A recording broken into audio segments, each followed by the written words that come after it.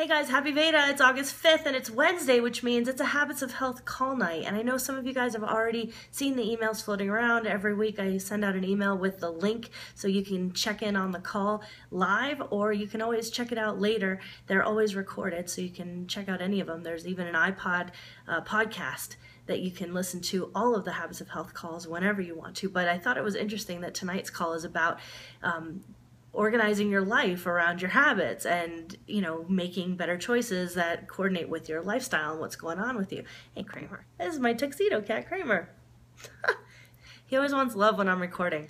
But I thought it was interesting that it's a call tonight about revolving your schedule around your life and what matters most to you and all of that. So check it out. I'll link below, how to get access to the call and the phone numbers and everything. You can always dial in later if you can't make it. It's 8 p.m. Eastern time. With that in mind, yesterday I went to, if you saw yesterday's Veda, you know that I rearranged my schedule yesterday around my habit of health, which is working out.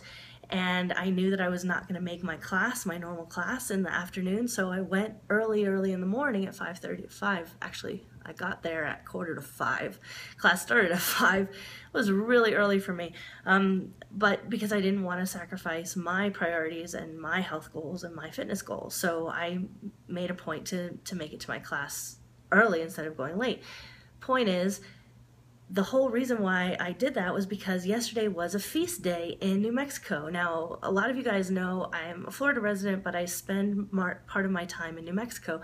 And it's really hard for me to leave the state because I love all of the culture that's happening here. The culture here is fantastic. The people are amazing. There's so much here that doesn't exist anywhere else in the world, let alone in the United States. And one of those things are the pueblos and their feast days. And there are 19 pueblos in the state of New Mexico, which you may or may not know, and different reservations. And they each have their own saint day. And I'll link below also the link to the pueblos page so you can see the different pueblos and their feast days and what it's all about. But basically, every pueblo has a feast day that honors the saint that the pueblo is named for. And last night's was the pueblo of Santo Domingo, Saint Dominic, and there's a big feast. Now, on the feast days, the pueblos open to the public and invite everyone in to watch their sacred songs and dances. And sometimes, if you're lucky enough, you get invited into someone's home to eat at their table, either traditional foods or whatever they want to share with you at their table. And it's just kind of a revolving door of people coming in and out and talking and gathering and telling stories and learning things and asking questions. And it's a great opportunity for cultures to combine and to convene and to learn something from each other. And it's a beautiful experience. It's something that's definitely a bucket list worthy item to put on your list for your lifetime. I highly recommend it. There are 19 feast days, and there have already been some that pass. Usually you see them a lot in the summertime. There's some coming up in the next couple of weeks, and then there's some that happen in the fall and in the winter too. But it seems like there's a concentrated block of feast days in the summertime, and it's really cool because I have family here from out of town that are visiting, and it's so nice to be able to share that with them because there's nothing quite like that in Florida, that's for sure. Florida's, homogenized mochaccino land where everything is distilled down to box stores and strip malls.